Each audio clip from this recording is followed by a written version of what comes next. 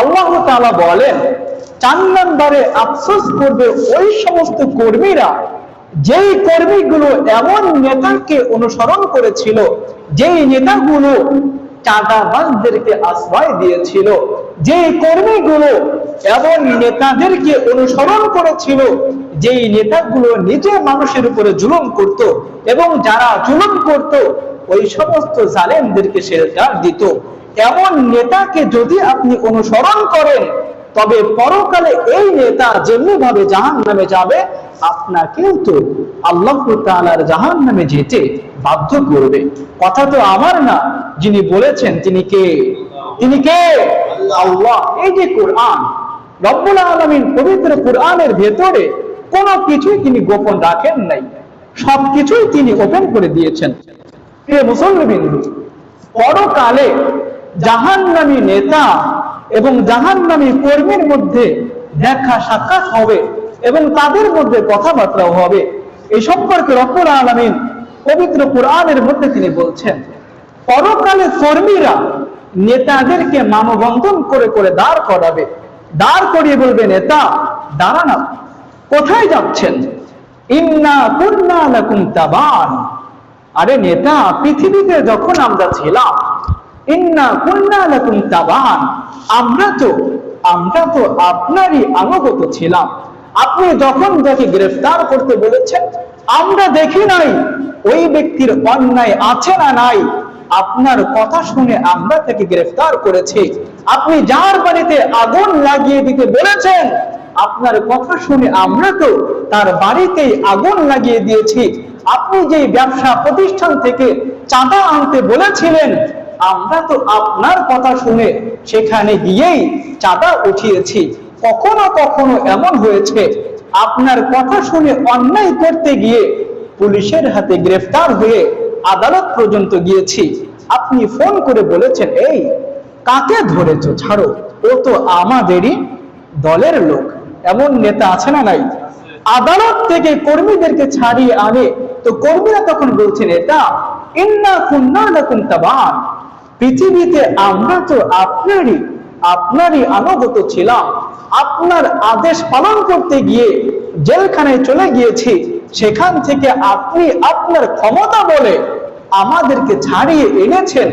এখন প্রশ্ন হলো, ফাহাল আনতুম মুগনুন আন্না মিন আযাবিল্লাহি মিন শাই। আপনার কথা শুনে আজকে তো আমরা আল্লাহ তাআলার জাহান্নামের আসামি হয়ে গিয়েছি।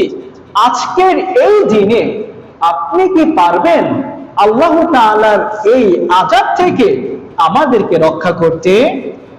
নেতারা তখন উত্তরে বলবে, শোনো, ক্বালু লাউ হাদানাল্লাহু লাহাদাইনাকুম, আরে আমরাই তো চাইতাম না আল্লাহর জমিনে আল্লাহর আইন দিয়ে রাষ্ট্র পরিচালনা করতে। আরে আমরাই তো চাইতাম না আল্লাহর জমিনের মধ্যে নামাজকে প্রতিষ্ঠিত করতে। আরে আমরাই তো চাইতাম না জমিনের ভেতরে সুদ ভিত্তিক অর্থনীতি বন্ধ করে দিয়ে যাকাত ভিত্তিক অর্থনীতি প্রতিষ্ঠিত করতে। লাউ হাদানাল্লাহু লাহাদাইনাকুম, আমরাই তো হেদায়েতের উপরে প্রতিষ্ঠিত ছিলাম না। আর কেমন করে তোমাদেরকে হেদায়েতের কথা বলবো? সাওয়াউন আলাইনা আজাযিনা আম সাবারনা মা লানা মিন মাহিস। শোনো, আজকে তোমরা যতই লাফালাফি করো না কেন, আজকে তোমাদের অবস্থা আর আমাদের অবস্থা সমান সমান সমান। কর্মীরা বলবে, নেতা, আরে আপনার আদেশ শুনেই তো আজকে আমরা জাহান্নামের আসামি হয়ে গিয়েছি। এত সহজেই তো আমরা আপনাকে ছাড়বো না, ছাড়তে পারি না। তখন এই কর্মীগুলো পরকালে মিছিল শুরু করবে। আল্লাহ জিজ্ঞেস করবেন ফেরেশতাদেরকে, কি ব্যাপার আজকের এই দিনে মিছিল করে কারা, কি দাবি তাদের? আল্লাহ এই কর্মীদেরকে জিজ্ঞেস করবেন, কি ব্যাপার মিছিল করো কেন তোমরা? কর্মীগুলো তখন আল্লাহ তাআলাকে বলবে, আল্লাহ, ফাকালু রব্বানা ইন্না আতানা সাদাতানা ওয়া কুবারানা ফাআদাল্লুনা সাবিলা। আল্লাহ, এই যে আমাদের নেতাদেরকে আপনি দেখেন, এই নেতাগুলোই পৃথিবীতে থাকা অবস্থায় আমাদেরকে পথভ্রষ্ট করেছিল। এই নেতাগুলোর আনুগত্য আমরা করেছিলাম, এরা আমাদেরকে পথভ্রষ্ট করেছিল। আল্লাহ জিজ্ঞেস করবেন, বুঝলাম তোমরা এই নেতাদেরকে অনুসরণ করেছো, আর এই নেতারাই তোমাদেরকে পথভ্রষ্ট করেছিল, এখন তোমাদের দাবিটা কি, কি বলতে চাও তোমরা? তখন কর্মীগুলো বলবে, আল্লাহ আজকে আপনার কাছে আমাদের দুইটা দাবি। কয়টা দাবি? কয়টা দাবি? দুইটা দাবি। এক নম্বর দাবি হচ্ছে, আল্লাহ আপনার কাছে আমাদের এক নম্বর দাবি, রব্বানা আতিহিম দিফাইনি মিনাল আযাব, আজকে যে আপনি আমাদেরকে জাহান্নামের মধ্যে নিক্ষেপ করবেন, আমাদেরকে আপনি যে শাস্তি দিবেন, আমাদের নেতাদেরকে আপনি ডাবল শাস্তি দিবেন। কারণ আমরা তো পথভ্রষ্ট ছিলাম ঠিকই, তবে আমরা তো অন্য কাউকে পথভ্রষ্ট করি নাই, আর আমাদের এই নেতাগুলো নিজেরা পথভ্রষ্ট ছিল, পাশাপাশি আমাদেরকেও তো পথভ্রষ্ট করেছিল। সুতরাং আজকে আপনি আমাদেরকে যে শাস্তি দিবেন, ডাবল শাস্তি দিবেন আমাদের নেতাদেরকে, এটা আপনার কাছে আমাদের এক নম্বর দাবি। আর দুই নম্বর দাবি হচ্ছে, রব্বানা আরিনাল লাযাইনি আদাল্লানা মিনাল জিন্নি ওয়াল ইনসি নাজআলহুমা তাহতা আকদামিনা, যেই নেতাগুলো আমাদেরকে পথভ্রষ্ট করেছিল, ওই সমস্ত নেতাদেরকে আজকে আপনি আমাদের কাছে এনে একত্রিত করেন।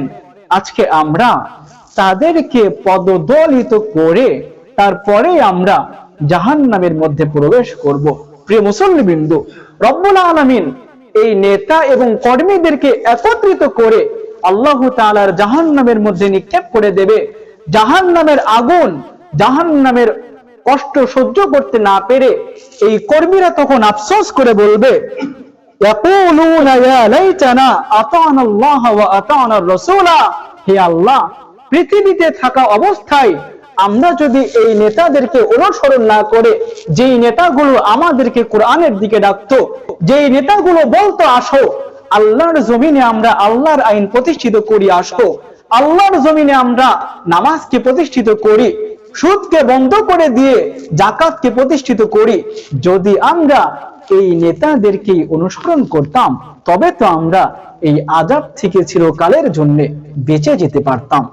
এই জন্য প্রিয় ভাইয়েরা, 4 নম্বরে আফসোস করবে এমন কর্মী, যেই কর্মীগুলো এমন নেতাদেরকে অনুসরণ করবে, যেই নেতাগুলো ক্ষমতা পাওয়ার পরে ক্ষমতার অপব্যবহার করেছিল, আল্লাহর জমিনে আল্লাহর হুকুম নিজেরা বাস্তবায়ন করতে চায় নাই, অন্য মানুষ যে বাস্তবায়ন করবে তাদেরকেও বাস্তবায়ন করতে দেয় নাই।